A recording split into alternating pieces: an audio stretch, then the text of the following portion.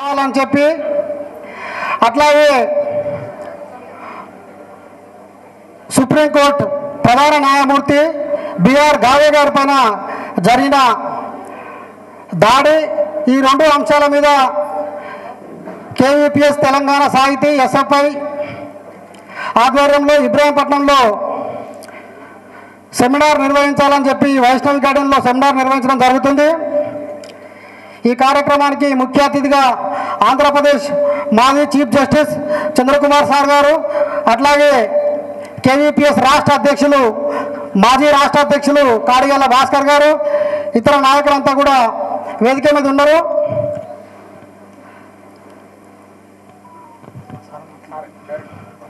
ముందుగా మనందరిని ఉద్దేశించి హైకోర్టు మాజీ చీఫ్ జస్టిస్ చంద్రకుమార్ సార్ గారిని మాట్లాడాల్సిందిగా విజ్ఞప్తి చేస్తా ఉన్నాం.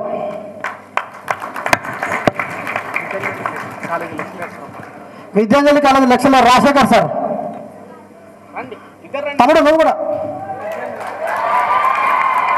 ఇప్పుడు చంద్రకుమార్ సార్ గారు మాట్లాడతారు, అందరూ సైలెంట్ ఉండాలి, వినాలమ్మా, మనకు సంబంధించిన అంశమే. సార్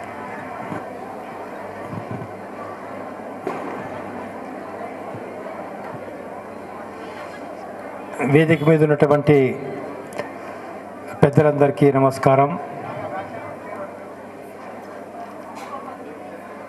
ప్రియమైన విద్యార్థులారా,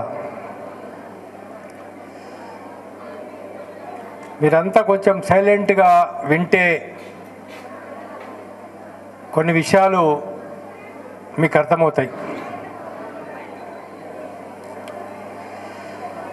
ప్రధానంగా మీరు గుర్తుపెట్టుకోవాల్సిన విషయం ఏంటంటే, ఎవరైనా పెద్దవాళ్ళు మాట్లాడేటప్పుడు మనం శ్రద్ధగా వింటే 100 పుస్తకాలు చదివింది ఒక ఎత్తు, ఒక గంట సేపు ఒక మేధావి మాట్లాడితే వినడం ఒక ఎత్తు.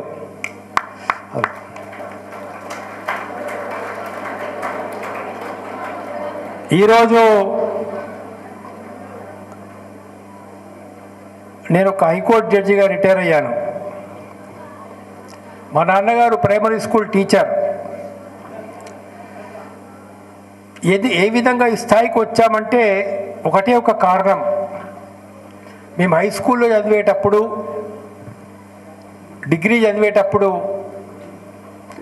ఎవరెవరైతే పెద్దవాళ్ళు మా కాలేజీకి వచ్చేవాళ్ళు, మా హై స్కూల్కి వచ్చేవాళ్ళు, ఐఏఎస్ ఆఫీసర్స్ కానీ, ఐపీఎస్ ఆఫీసర్స్ కానీ, జడ్జీలు కానీ, పెద్దవాళ్ళు కానీ,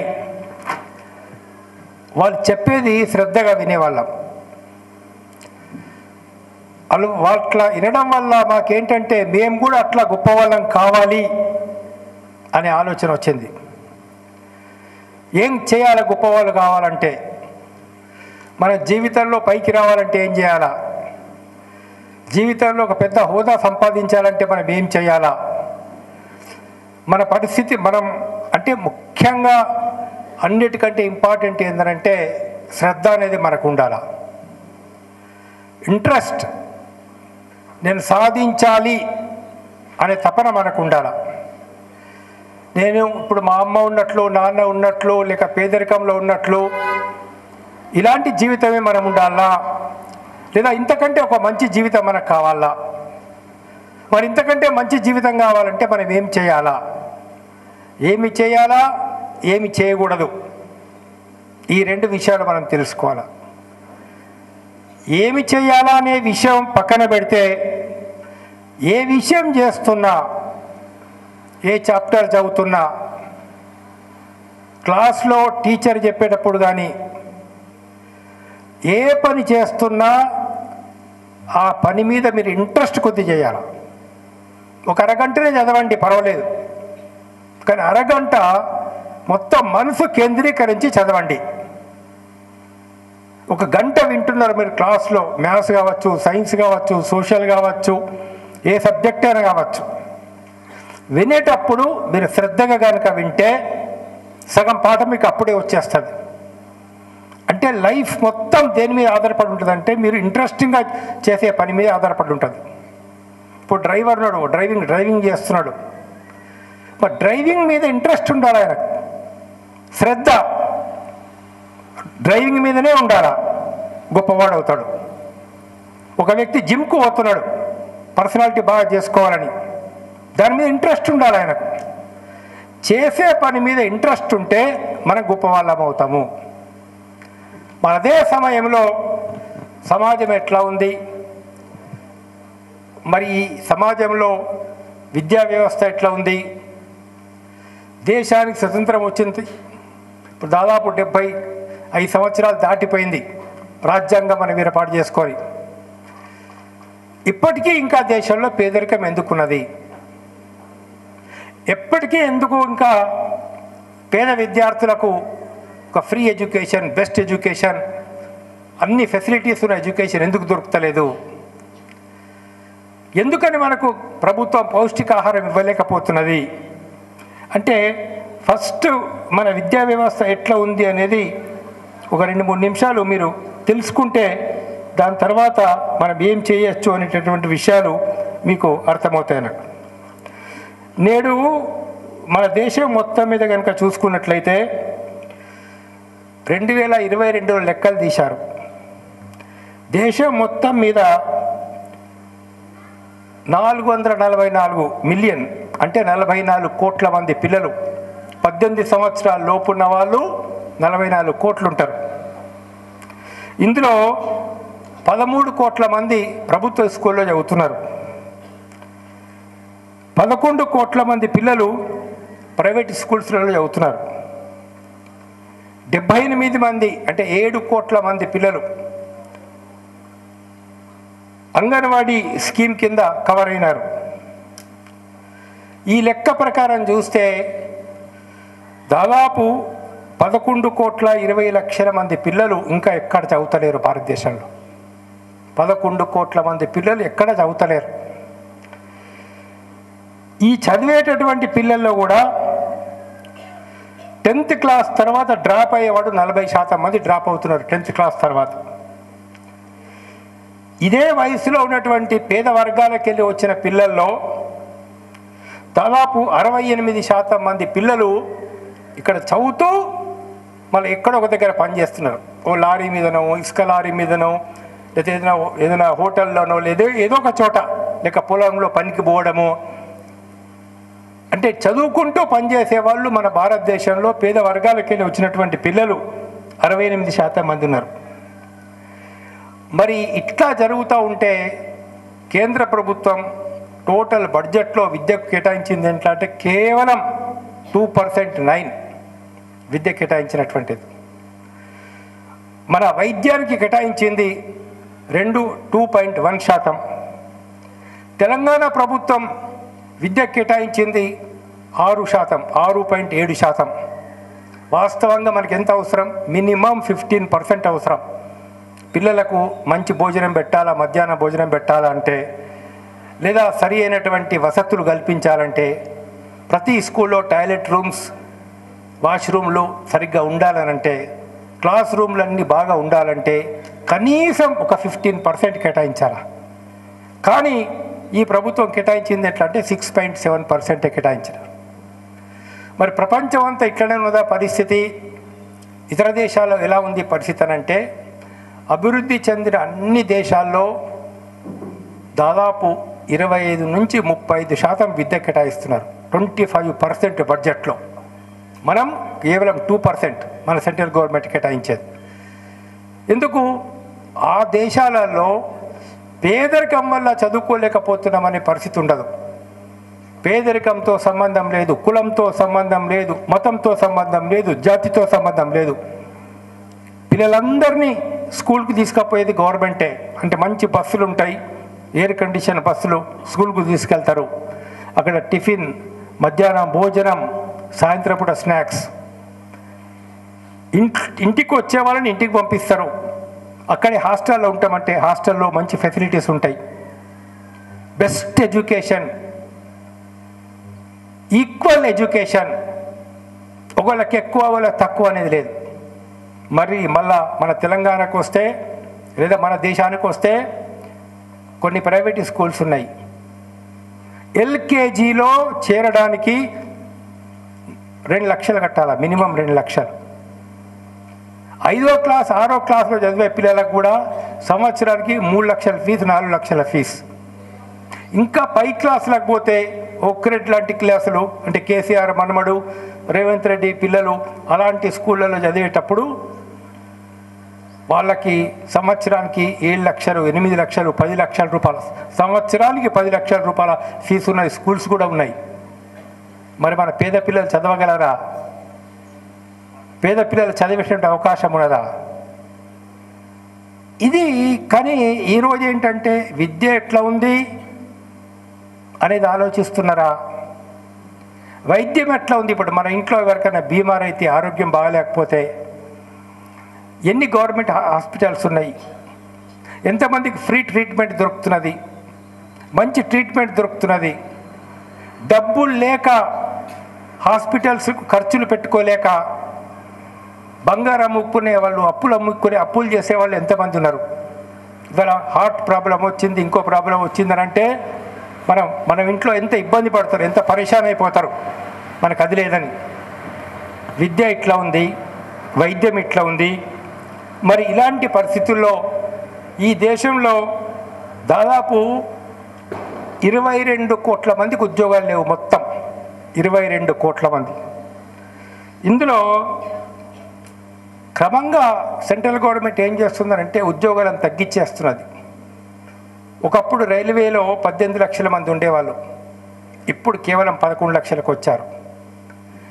ఐటీ కంపెనీలు, ఇదివరకు అమెరికన్ కంపెనీలు, ఇతర కంపెనీలలో ఉద్యోగాలు అనేది వచ్చేటి. ఇప్పుడు ఈ అమెరికా వాడు కూడా చాలామందికి వీసాలు ఇవ్వకుండా, వీసా ఇవ్వాలంటే లక్ష రూపాయలు కట్టాలని, కోటి రూపాయలు కట్టాలని రకరకాల కండిషన్స్ పెట్టి అక్కడ ఉద్యోగాలు పోతున్నాయి. అమెజాన్ కంపెనీ ఉద్యోగాలకు వెళ్ళి తీసేస్తున్నది, మీరు గూగుల్లో చూసుకోండి. టీసీఎస్ కంపెనీ ఉద్యోగాలకు వెళ్ళి తీసేస్తున్నది. మరి నిరుద్యోగం పెరిగిపోతున్నది. ఇవాళ ఎవరైతే ధర్మం అంటారో, సనాతన ధర్మం అంటారో, హిందూ ధర్మం అంటారో, మన భారతదేశం హిందూ దేశం, మనందరం హిందువులందరూ బాగుండాలా, హిందూ ధర్మం కాపాడాలా అని మాట్లాడే వాళ్ళు ఎవరు కూడా ఆర్ఎస్ఎస్ కావచ్చు, బీజేపీ వాళ్ళు కావచ్చు, ఏబీవీపీ వాళ్ళు కావచ్చు, ఇలాంటి వాళ్ళు ఎప్పుడు కూడా నిరుద్యోగం గురించి మాట్లాడరు. పేద పిల్లలకు ఉచిత విద్య దొరకాలని మాట్లాడరు. కార్పొరేట్ విద్య ఉండకూడదని మాట్లాడరు. కార్పొరేట్ వైద్యం ఉండకూడదని మాట్లాడరు. అసలు అవినీతి ఎందుకుందో ఈ దేశంలో ఆ విషయం మాట్లాడరు. ఇవాళ అవినీతి ఎంత పెరిగిపోయింది దేశంలో అని అంటే, ఒక భయంకరమైనటువంటి ఒక రాక్షసుడు దేశాన్ని పట్టి పీడిస్తున్నటువంటి విధంగా అవినీతి అనేది ఉన్నది. ఈ అవినీతి వల్ల ప్రధానంగా ఏం జరుగుతున్నది అని ఆలోచిస్తే మనకు పీల్చే గాలి కూడా కాలుష్యం అయిపోతున్నది. మనం పీలుస్తున్నటువంటి గాలి ఢిల్లీ లాంటి చోట మొన్న టపాకులు కాల్చారు, ఇంకా ఎక్కువ అయిపోయింది. సరే, టపాకులు కాల్చొద్దని కాదు, కానీ విపరీతమైనటువంటి ఒక పద్ధతి లేకుండా వీళ్ళు కాల్చడం వల్ల విపరీతమైనటువంటి కాలుష్యం భారతదేశం లోపల పెరిగిపోతుంది. ప్రపంచంలోని అనేక దేశాలతో కనుక పోల్చి చూసుకుంటే మన దేశంలోనే కాలుష్యానికి గురైనటువంటి ఒక నగరాలు ఎక్కువ ఉన్నాయి. ఇది మీరు దృష్టి లోపల ఉంచుకోవాల్సినటువంటి అవసరం ఉందన్నట్లు. కాలుష్యం ఎంతగా విరిపోయింది మన దగ్గర అనంటే, ఒక 5 పట్టణాలు ప్రపంచంలో సీరియల్ ఆర్డర్ ప్రకారం కాలుష్యం కనుక ఉంటే భారతదేశంలోనే ఎక్కువ కాలుష్యం ఉన్నటువంటి పట్టణాలు ఉన్నాయి. 20 నగరాలు ప్రపంచంలో అత్యంత కాలుష్యం ఉంటే 13 భారతదేశంలో ఉన్నాయి. ఢిల్లీ, గుర్గాం, పంజాబ్లోని ములాన్పూర్, ఇట్లా చాలా చోట్లలో ఉంది. మామూలుగా ఏంటంటే అక్కడ గాలి పీల్చే వాళ్లకు, ఇప్పుడు హైదరాబాద్ కూడా కాలుష్యం మెరిగిపోతున్నది. మళ్ళీ మన వాళ్ళేమో మందుల కంపెనీలు పెట్టాలని ఫార్మాసిటీ కంపెనీల కోసం ఇబ్రహీంపట్నం ఏరియాలో, మిగతా ఏరియాలో మొత్తం ప్రభుత్వం భూములు సేకరిస్తోంది. ఏంటి ఇక్కడ మళ్ళీ విపరీతమైన కాలుష్యం పెరిగిపోతుంది. ఒక 5 సంవత్సరాల తర్వాత 10 సంవత్సరాల తర్వాత చూస్తే హైదరాబాద్ చుట్టుపక్కల కాలుష్యం పెరిగేటటువంటి ఒక పరిస్థితి మనకు ఏర్పడుతుంది. అంటే మీకు కానీ మీ పిల్లలకు కానీ భవిష్యత్తులో స్వచ్ఛమైన గాలి దొరికేటటువంటి అవకాశం కూడా లేకుండా మనకు పోతున్నది.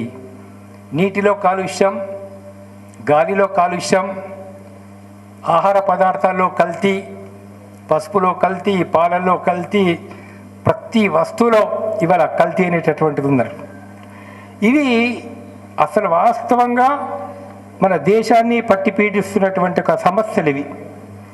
ఈ సమస్యల గురించినటువంటి ఒక చర్చ ఎక్కడ కూడా ఈ ప్రభుత్వంలో ఉన్న వాళ్ళు కానీ ప్రభుత్వానికి వ్యతిరేకంగా ఉన్నటువంటి వాళ్ళు కానీ పాటించారు. మరి ఇలాంటప్పుడు వాళ్ళు ఏం చేస్తున్నారు? ధర్మం నశించిపోతున్నది అని కేకలేస్తున్నారు. సనాతన ధర్మం ఇవాళ పోతున్నది. మీ అందరికీ ఇప్పుడు ఇవాళ మీటింగ్ యొక్క ప్రధానమైన ఉద్దేశం ఏంటంటే, మనకు కోర్టులలో అన్నిటికంటే ఉన్నతమైన కోర్టు సుప్రీంకోర్టు, కింద మెజిస్ట్రేట్ కోర్టు ఉంటుంది తాలూకా లెవెల్లో, జిల్లా లెవెల్లో జిల్లా కోర్టు ఉంటుంది, మొత్తం రాష్ట్రానికి కలిపి హైకోర్టు ఉంటుంది, అన్ని రాష్ట్రాలకు కలిపి ఢిల్లీలో సుప్రీంకోర్టు ఉంటుంది. సుప్రీంకోర్టుకు ప్రధాన న్యాయమూర్తి ఉంటాడు. సుప్రీంకోర్టు యొక్క గొప్పతనము లేక హైకోర్టు యొక్క గొప్పతనం ఏంటంటే, దేశంలో ఏర్పరిచిన చట్టాలు రాజ్యాంగానికి వ్యతిరేకంగా ఉంటే, ప్రాథమిక హక్కులకు వ్యతిరేకంగా ఉంటే వాటిని కొట్టేసేటటువంటి అధికారం కూడా సుప్రీంకోర్టుకు ఉంటుంది. ప్రాథమిక హక్కులు ఏంటిదో చెప్తారా ఎవరన్నా? ఏంటి ప్రాథమిక హక్కులు? సోషల్ చదువుకున్నారు కదా మీరు అందరు కూడా. ఒక్కరు చెప్పండి ఎవరైనా ఒక్కరు. ఏమేమి వస్తాయి ప్రాథమిక హక్కుల కింద? చెప్పండి, నిలబడి చెప్పండి, పర్వాలే చెప్పండి.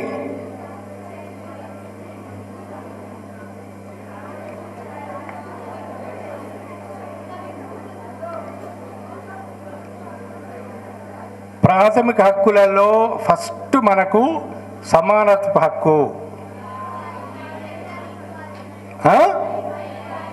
Right to equality. Very good. నేను తెలుగులో చెప్తే మీరు ఇంగ్లీష్లో చెప్తున్నారు. Very good, very good, very good.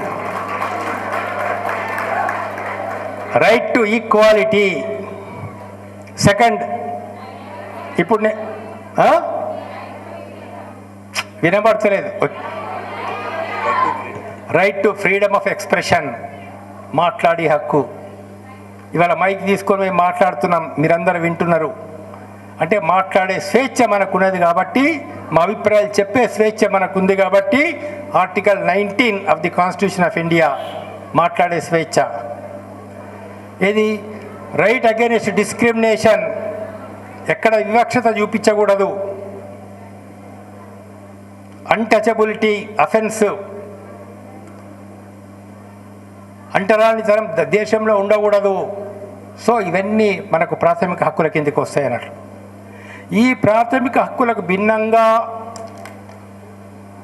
ప్రభుత్వం పనిచేసినా, ఏ డిపార్ట్మెంట్ వాళ్ళు పనిచేసినా, ఎవరు ఆర్డర్ తీసినా, ఎవరు జీవో ఇచ్చినా, ఎవరు చట్టం చేసినా దాన్ని కొట్టేసే అధికారం సుప్రీంకోర్టుకు ఉంటుంది.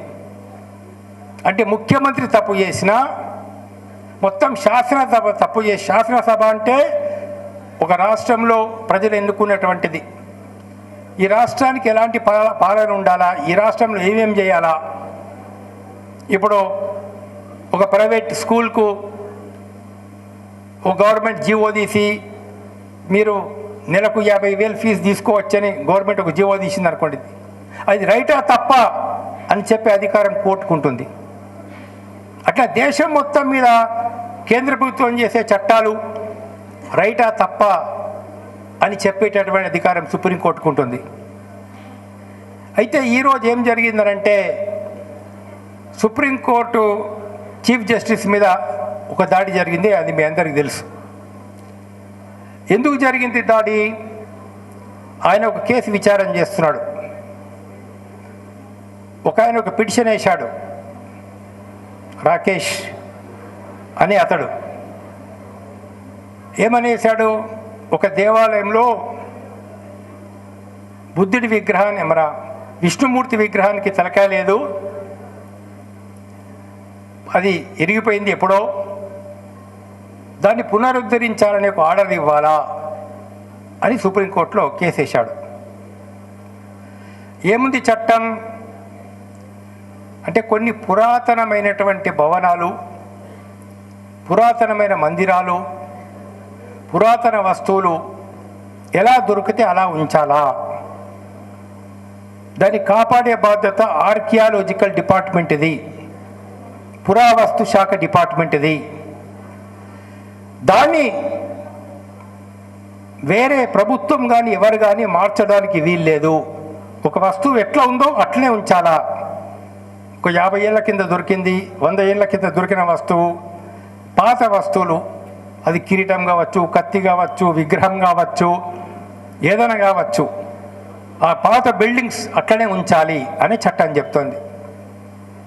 అది మన చీఫ్ జస్టిస్ గవాయ్ గారు, సుప్రీంకోర్టు ప్రధాన న్యాయమూర్తి, అయ్యా చట్టం పరిలో ఇట్లా ఉంది, దాన్ని రిపేర్ చేయడానికి మాకు అధికారం లేదు, కావాలంటే మీరు ప్రభుత్వానికి చెప్పుకోండి కానీ మాకు అధికారం లేదు అని చెప్పారు. లేదు చేయాల్సిందేనయ్యా అనే విధంగా అంటే, మరి ఇప్పుడు ఒక డాక్టర్ దగ్గరికి మనం పోయినామనుకోండి, పేషెంట్ చనిపోయే పరిస్థితిలో ఉన్నాడు. సో పేషెంట్ బంధువులు డాక్టర్ దగ్గరికి వెళ్ళి, అయ్యా ఎట్లా ఉంది పరిస్థితి అంటే, చెప్పలేమండి, ఇవాళ రేపు చనిపోతాడు, ఏం లాభం లేదు అన్నాడు అనుకోండి. ఎట్లయినా చేసి కాపాడండి అని కనుకంటే డాక్టర్ గారు ఏమంటారు, దేవుణ్ణి ప్రార్థించుకోవయ్యా, నేనేం చేయలేను అంటాడు. చీఫ్ జస్టిస్ గారు ఏమన్నారు, అయ్యా నేనేం చేయలేను, నువ్వు విష్ణుమూర్తిని ప్రార్థించుకో అన్నాడు. విష్ణుమూర్తిని ప్రార్థించుకోవడం తప్ప. ఇక్కడ ఏమైపోయిందంటే, విష్ణుమూర్తిని ప్రార్థించుకో అని చెప్తే నువ్వు మా సనాతన ధర్మాన్ని అవమానం చేస్తున్నావు, సనాతన ధర్మాన్ని అవమానం చేసే వాళ్ళకి నేను క్షమించేది లేదు అని చెప్పేసి ఆయన తన బూట్ కాలు తీసి ఆ బూటును చీఫ్ జస్టిస్ మీద విసిరడం అనేది జరిగిందట. ఆయన పట్టుకొని బయటకు తీసుకెళ్తా ఉంటే సనాతన ధర్మాన్ని వ్యతిరేకించే వాళ్ళకు ఇలాంటి బుద్ధి చెప్పడమే జరుగుతుంది. అసలు వాస్తవంగా చీఫ్ జస్టిస్ అన్నది కూడా ఏం లేదు. కానీ ఎందుకు ఇట్లా జరుగుతున్నది, పరిస్థితి కారణం ఏంటి అని కనుక ఆలోచిస్తే, ఇవాళ కేంద్ర ప్రభుత్వం ఒక మతాన్ని అడ్డు పెట్టుకొని మతద్వేషాన్ని రెచ్చగొట్టి హిందూ ముస్లిం గొడవలు పెట్టి హిందువుల ఓట్లన్నీ మాకు రావాలి అనేటువంటి కుట్రలో భాగంగా జరుగుతోంది. దాంతో ఏంటంటే హిందూ మతాన్ని వ్యతిరేకించే వాళ్ళందరినీ మేము వ్యతిరేకిస్తున్నాం, మేము హిందూ మతాన్ని రక్షించే వాళ్ళం అనే ఫోజు పెట్టాలి అనే దాంతో మొదలైంది కార్యక్రమం. అంటే మీరు ఒక 2 విషయాలు గుర్తుపెట్టుకోవాలా. మనకు రాజ్యాంగాన్ని బాబాసాహెబ్ అంబేద్కర్ ఇచ్చాడు. రాజ్యాంగంలో అందరికీ సమాన హక్కులు ఇచ్చినాయి. రాజ్యాంగంలో ఏముందంటే, పార్లమెంటు కానీ కేంద్ర రాష్ట్ర ప్రభుత్వాలు తప్పు చేస్తే సరిదిద్దే బాధ్యత కోర్టులకు ఇవ్వడం జరిగింది. ఈరోజు కోర్టులో కొన్ని తీర్పులు చెప్తున్నాయి. సుప్రీంకోర్టు కొన్ని తీర్పులు చెప్పింది. ఈ తీర్పులు ప్రభుత్వానికి వ్యతిరేకంగా వచ్చినాయి.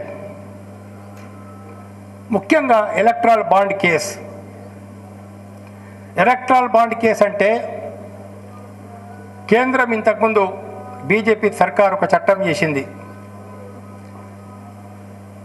వివిధ రాజకీయ పార్టీలకు చందాలు ఎవరన్నా ఇస్తే ఆ విషయాలు ఎవరికి చెప్పాల్సిన అవసరం లేదు, రహస్యంగా ఉంచవచ్చు అని. ఈ విషయం సుప్రీంకోర్టుకి వెళ్ళింది. సుప్రీంకోర్టు వాళ్ళు ఏం చెప్పారంటే, లేదు ఇట్లా రహస్యంగా డబ్బులు ఇవ్వడానికి అవకాశం లేదు, అది అవినీతి దారి తీస్తుంది, మీరు కంపల్సరీ బయట పెట్టాల్సిందే ఇది అని ఎలక్ట్రల్ బాండ్ కేసులో సుప్రీంకోర్టు తీర్పు చెప్పింది. సుప్రీంకోర్టు తీర్పు చెప్తే ఏం జరిగిందనంటే ఎవరెవరు బీజేపీకి డబ్బులు ఇచ్చారో అది బయటకు వచ్చింది. ఉదాహరణకు ఇక్కడ మెగా కృష్ణారెడ్డి ఉన్నాడు, కాళేశ్వరం ప్రాజెక్ట్ కాంట్రాక్ట్ తీసుకున్నాడు. ఒక 50,000 కోట్ల ఫ్రాడ్ జరిగింది అని ఆరోపణల మీద 50,000 కోట్ల ఫ్రాడ్ జరిగింది అని. ఆయన బీజేపీకి 680 కోట్లు ఇచ్చాడు ఎలక్ట్రాల్ బాండ్ కింద, అది బయటకు వచ్చింది. నెల్లూరులో శరత్ చంద్రారెడ్డి అని ఉన్నాడు, లిక్కర్ స్కామ్ కేసులో నిందితుడు. ఆయన పట్టుకున్నారు, ఆయనకు బెయిల్ అప్లికేషన్ వేసుకున్నాడు విడుదల చేయాలని. 5 కోట్లు ఇచ్చాడు బీజేపీకి, బెయిల్ మంజూరైపోయింది. మళ్ళీ 25 కోట్లు ఇచ్చాడు, కేసు మాఫీ అయిపోయింది. మహారాష్ట్రలో అజిత్ పవార్ అన్నాడు, అజిత్ పవార్ 72,000 కోట్ల ఫ్రాడ్ చేశాడు, 72,000 కోట్లు. అతని మీద ఈడీ కేసు అయింది, సిబిఐ కేసు అయింది. ఇలాంటి విషయాలన్నీ కూడా సుప్రీంకోర్టు తీర్పు వల్ల బయటకు వచ్చినాయి. దీంతో కోర్టులు మా అండర్లో లేకుండా పోతున్నాయి అనే భావన వచ్చిందన్నట్టు. ఇవేమో కొన్ని చాలా విషయాలు, కొన్ని పెద్ద సబ్జెక్ట్స్ ఉన్నాయి. గవర్నర్లకు కొన్ని అధికారాలు ఉంటాయి, రాష్ట్రపతికి కొన్ని అధికారాలు ఉంటాయి. ఒక రాష్ట్ర ప్రభుత్వం ఒక చట్టం చేస్తే, శాసనసభ చట్టం చేసిన తర్వాత గవర్నర్ దాన్ని ఆమోదించాలా, తప్పనిసరి ఆమోదించాలా. ఏదైనా అబ్జెక్షన్ ఉంటే రిటర్న్ చేయాలా. తిరిగి పంపిస్తే మళ్ళీ శాసనసభ అదే చట్టం చేయాలని చెప్తే గవర్నర్ సంతకం చేయాల్సిందే. కానీ చాలా గవర్నర్లు, తమిళనాడు గవర్నరు, మన తెలంగాణ గవర్నరు, ఇంకా కొన్ని రాష్ట్రాల గవర్నర్లు ఏం చేశారంటే వాళ్ళ దగ్గరికి బిల్లు పోయిన తర్వాత దాన్ని సంతకం చేయకుండా, తిరిగి పంపకుండా వాళ్ళ దగ్గరే పెట్టుకున్నారు, నెలల తరబడి వాళ్ళ దగ్గరే పెట్టుకున్నారు. ఇది సుప్రీంకోర్టుకు పోయింది. అయ్యా గవర్నర్లు బిల్ మీద సంతకం పెడతలేరు, మేము ఒక రాష్ట్ర ప్రభుత్వం ఒక చట్టం చేస్తే, శాసనసభ ఒక చట్టం చేస్తే ఆ చట్టాన్ని వాళ్ళు ఆమోదించడం లేదు, తిరిగి పంపడం లేదు, సంవత్సరాల తరబడి అక్కడే పెట్టుకుంటున్నారు, నెలల తరబడి. ఇది అన్యాయంగా ఉంది అని చెప్పేస్తే సుప్రీంకోర్టు ఒక తీర్పు చెప్పింది, లేదు ఎట్టి పరిస్థితుల్లో 3 నెలల్లో మీరు ఏదో ఒకటి చెప్పాలా, అయితే బిల్ ఆమోదించండి లేదా తిరిగి పంపండి. ఇట్లాంటి కొన్ని తీర్పులు వచ్చేసరికి ఇక్కడ ఈ ప్రభుత్వానికి ఏతుందో చాలా కోపం అనేది వచ్చేసినటువంటి ఒక ఇది అవకాశం మనకు కనబడుతుంది అన్నట్టు.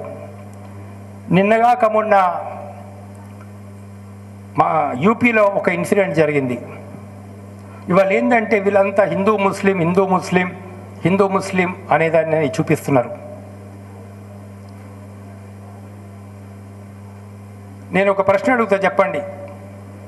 ఒక మనిషి గుండె ఎన్నిసార్లు కొట్టుకుంటుంది నిమిషానికి? 72.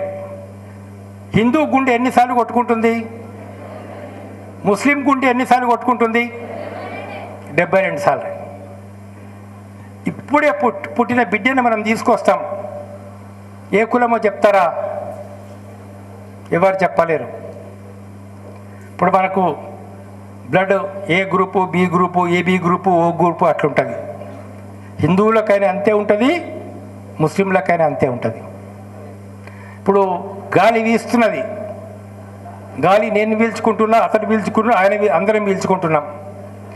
హిందువులు పీల్చే గాలి, ముస్లింలు పీల్చే గాలి వేరే ఉంటుందా? ఒకటే ఉంటుందా? ఒకటే ఉంటుంది. ఇప్పుడు ఇది నీళ్ళు, తెలుగులో మనం నీళ్ళు అంటాం, మంచి నీళ్ళు అంటారు. ఇంగ్లీష్లో ఏమంటారు? హిందీలో ఏమంటారు? తమిళంలో ఏమంటారు? తన్నీర్. కానీ తన్నీర్ అన్నా, నీళ్ళన్నా, వాటర్ అన్నా, పానీ అన్నా ఒకటేనా కదా? సో ఈ మొత్తం సృష్టి, ఇప్పుడు ఈ సృష్టి ఎట్లా వచ్చింది, భూమి ఎట్లా వచ్చింది, చంద్రుడు ఎట్లా వచ్చాడు, చుక్కలు ఎట్లా వచ్చినాయి, సూర్యుడు ఎట్లా వచ్చినాయి, ఆ సైన్స్. కానీ కొందరు ఏమని నమ్ముతారంటే ఈ సృష్టిని అంతా భగవంతుడు సృష్టించాడు అని నమ్ముతారు. ఓకే, వాళ్ళ నమ్మకంతో మనకి ఇబ్బంది ఏం లేదు. కానీ సృష్టి మొత్తం చేసింది ఒక్క భగవంతుడా, ఇద్దరు భగవంతులా? ఒక్క భగవంతుడా, ఇద్దరు భగవంతులా? ఒక్కడే భగవంతుడు. భగవంతుడు కనుక ఉంటే ఒక్కడే. హిందువులను పుట్టించిన, ముస్లింలను పుట్టించిన, క్రైస్తవులను పుట్టించిన, ఆఫ్రికా వాళ్ళని పుట్టించిన, చైనా వాళ్ళని పుట్టించిన, ఆస్ట్రేలియా వాళ్ళని పుట్టించిన మనుషులందరూ ఒకటే. ఈ మనుషులందరూ ఒకటే అనేటటువంటి దాన్ని ఫస్ట్ మనకు ప్రపంచంలో చెప్పినటువంటిది గౌతమ బుద్ధుడు. భేదం లేదు, ఎక్కడ కూడా భేదాలు మనం చూపించద్దు, అందరూ ఒకటే, అందరు ఈక్వాలిటీ అనేటటువంటి దాన్ని. అందుకని ఏంటంటే ఈరోజు వీళ్ళు ఏంటంటే ముస్లిమ్స్ భారతదేశంలో పెద్ద గొడవలు చేస్తున్నారు. ఇతర దేశాలకు వెళ్ళి వచ్చిన వాళ్ళు బార్డర్ క్రాస్ అయ్యి రోహింగ్యాలు మన దేశంలోకి వస్తున్నారు, ముస్లిమ్స్ వల్ల మనకెంతో అన్యాయం జరుగుతుంది అని ఒక ప్రచారం చేస్తున్నారు. మొన్న బీహార్లో జనాభా లెక్కలు తీశారు. 63 లక్షల మంది ఓటర్ లిస్టులకి వెళ్ళి పేర్లు తీసేశారు. అందులో విదేశాలకు వెళ్ళి వచ్చిన వాళ్ళ లెక్క చూస్తే ఎంత దొరికిందంటే ముగ్గురే, కేవలం ముగ్గురే 63 లక్షలలో. అంటే ఎంత తప్పుడు ప్రచారం జరుగుతుందో చూడండి. ఇంకో ప్రచారం ఏం చేస్తున్నారంటే ముస్లింల జనాభా పెరిగిపోతుంది, ముస్లింల జనాభా పెరిగిపోతుంది అని. మీరందరూ చదువుకున్న వాళ్ళు ఆన్లైన్లో చూసుకోవచ్చు, గూగుల్లో చూసుకోవచ్చు. 1960 నుంచి ఇండియాలో కావచ్చు, పాకిస్తాన్లో కావచ్చు, బంగ్లాదేశ్లో కావచ్చు, హిందువుల జనాభా ఎంత పెరిగింది, ముస్లింల జనాభా ఎంత పెరిగింది లెక్కలు తీసుకోండి. ఎక్కడ కూడా ఒక జాతి యొక్క జనాభా పెరిగినట్లు, ఒక మతస్థుల జనాభా పెరిగినట్లు ఎక్కడ కూడా లేదు. ఏంటంటే ఒక తప్పుడు ప్రచారం అనేటటువంటిది చేసి వీళ్ళు తాము చేస్తున్నటువంటి అన్యాయాల అక్రమాలని కప్పుపెట్టుకోవాలని చెప్పి చూస్తున్నారు. ఈ గత ఎందుకు వీళ్ళు ఇట్లా చేస్తున్నారు, వీళ్ళ పరిపాలన ఏం జరుగుతున్నదంటే ఒక 2-3 విషయాలు జస్ట్ మీరు వినుకోండి. ఈ దేశం మొత్తంలో కేవలం 350 కుటుంబాల మధ్య 350 కుటుంబాల దగ్గర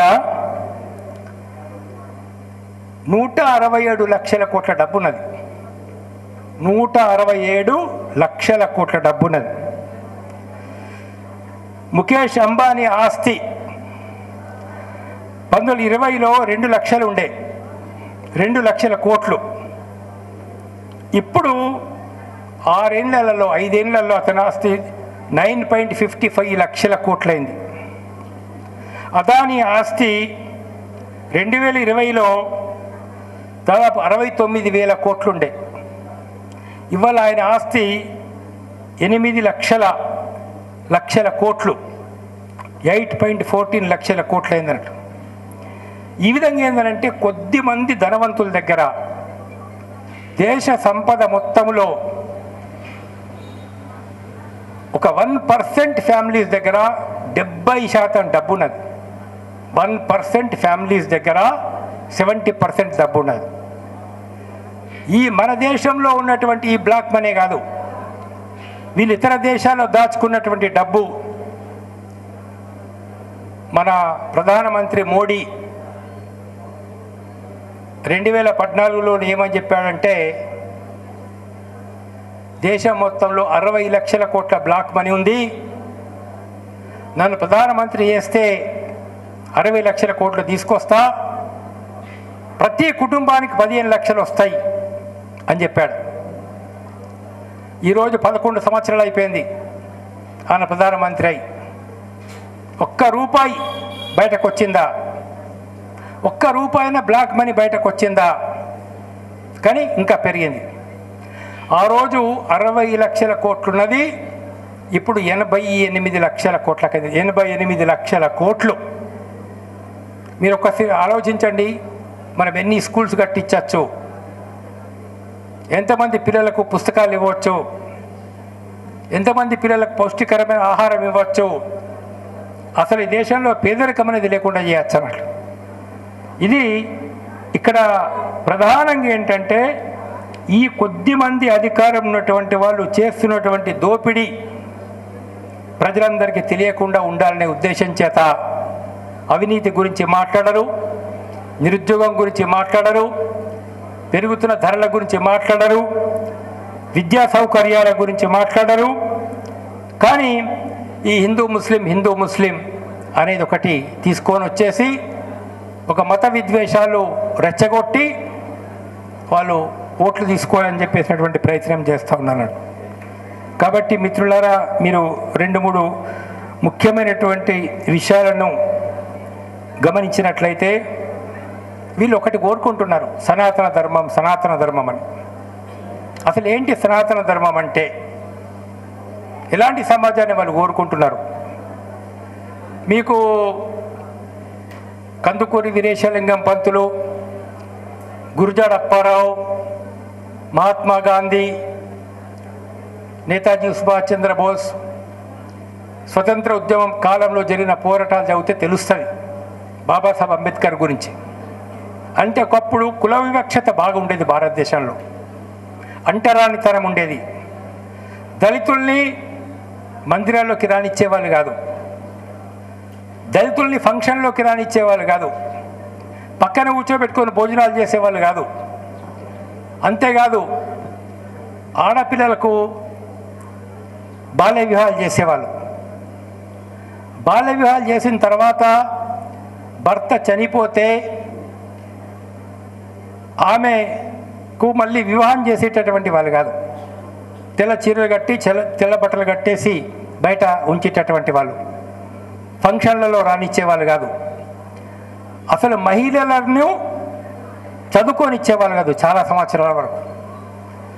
దళితులకు విద్య అనేది ఉండేది కాదు. ఈ కింది కులాల వాళ్ళకి ఎవరికి విద్య ఉండేది కాదు. ఒక మనుధర్మశాస్త్రం అనే ఒక ధర్మశాస్త్రం తీసుకొచ్చారు. ఏమన్నారంటే కేవలం 2 కులాలకే విద్య, బ్రాహ్మణులకు క్షత్రియులకు, మిగతా వారు విద్యకు అర్హులు కాదు, శూద్రులు. వీళ్ళందరూ శూద్రుల డ్యూటీ ఏంటిదనంటే అగ్రవర్ణాలకు సేవ చేయడమే శూద్రుల డ్యూటీ అని మనుధర్మశాస్త్రంలో చాలా స్పష్టంగా రాసుకోవడం జరిగింది. బాల్య వివాహాలు, అంటరానితనం, ఇంకా పూర్వమైతే సతీసాగమనం ఉండే. సతీసాగమనం అంటే భర్త చనిపోతే భర్త చిత్తి మీద భార్యను బలవంతంగా తీసుకొచ్చి కాల్చేసేటటువంటి వాళ్ళు సతీసాగమనం. ఇలాంటి యొక్క దుర్మార్గమైనటువంటి పద్ధతులు ఉండే. ఇదంతా ఈ సనాతన ధర్మం, మనుధర్మం, హిందూ ధర్మం పేరు మీద వీళ్ళు మళ్ళీ ఏమని చెప్తున్నారంటే అలాంటి సమాజం మళ్ళీ రావాలని కోరుకుంటున్నారు. మళ్ళీ 1-2 కులాల ఆధిపత్యం ఉండాలి సమాజంలో, అందరు కూడా మేము చెప్పినట్లు వినాలా అనేటటువంటి ఒక విద్వేషపూరితమైనటువంటి సమాజాన్ని వాళ్ళు తీసుకురావాలని చెప్పేసి ఒక ప్రయత్నం చేస్తూ ఉన్నారు. చాలా స్పష్టంగా వాళ్ళు ఏమని చెప్పారంటే మేము ఈ రాజ్యాంగాన్ని ఒప్పుకోము, మాకు కావలసినటువంటిది మనుధర్మశాస్త్రం అని చెప్పేసి వాళ్ళు చాలా స్పష్టంగా చెప్పడం అనేది జరిగిందన్నట్టు. సావర్కర్ ఈ యొక్క బీజేపీ నాయకుడు, అంటే ఈ హిందూ మతోన్మాదాన్ని భారతదేశంలో తీసుకొచ్చిన వ్యక్తి, ఆయన ఏమని రాశాడంటే మన హిందూ దేశంలో వేదాల తర్వాత ముఖ్యం మనుస్మృతియే అత్యంత పూజనీయమైన మత గ్రంథం. ఆది కాలం నుండి మన సంస్కృతి సాంప్రదాయాలకు ఆచార్యాలకు ఇదే నిలయంగా నియమావళిగా ఉంది. ఈ గ్రంథం ఎన్నో శతాబ్దాల మన దేశపు ఆధ్యాత్మిక దైవిక నీతి నియమాలను క్రోడీకరించి ఒక మార్గదర్శక గ్రంథంగా రూపొందించబడింది. కోట్లాది హిందువులు ఇప్పటికీ తమ రోజువారీ నడవడికలో ఆచార వ్యవహారాల్లో అనుసరిస్తున్న నీతి నియమాలకు మనుస్మృతి ఆధారం, మనుస్మృతియే హిందూ చట్టం అని తీసుకొచ్చారు. అంటే మళ్ళీ వర్ణ వ్యవస్థ తీసుకురావాలని వాళ్ళ ప్రయత్నం. మళ్ళీ ఒకటి రెండు కులాల పెత్తందారీతనం ఉండాలని వాళ్ళ ప్రయత్నం. మనమేం కోరుకుంటున్నాం? సమానత్వం. అందరూ మనుషులు సమానంగా ఉండాలా, అందరికీ సమాన అవకాశాలు ఉండాలా, అందరి పిల్లలకు చదువుకునే అవకాశం ఉండాలా, అందరికీ గొప్పవాళ్ళు అయ్యే అవకాశం ఉండాలా. కానీ వాళ్ళు ఏం కోరుకుంటున్నారు? కొన్ని కులాలకే చదువుకునే అవకాశం ఉండాలా, కొందరి పెత్తనమే కొనసాగాల, మందిరాల్లో పూజ చేసే అధికారం కొందరికే ఉండాలా, ఇది మా సనాతన ధర్మం అనే విధంగా వాళ్ళు చెప్పడమే జరుగుతుంది. మరి సమాజం వెనుకకపోతుందా? మళ్ళీ మనం నాగలి పట్టుకొని దున్నుకునేటటువంటి టైం వస్తుందా? లేదా మళ్ళీ పాత ల్యాండ్ ఫోన్ టైం అనేది వస్తుందా? అంటే సమాజం ఎప్పుడు వెనుకకపోదు, అది మట్టు గుర్తుపెట్టుకోవాలా. సమాజం ఎప్పుడు ముందుకే పోతుంది, సమాజం వెనుకకపోయే సమస్య లేదు, ఎవడెంత ప్రయత్నం చేసినా కూడా. ఇవాళ మహిళలకు విద్యా హక్కు వచ్చింది, దాన్ని తీసేసే అధికారం ఎవరికి లేదు. సమానత్వ హక్కు వచ్చింది, దాన్ని తీసేసే అధికారం ఎవరికి లేదు. మహిళలకు ఆస్తి హక్కు వచ్చింది, దాన్ని పోగొట్టే అధికారం ఎవరికి లేదు.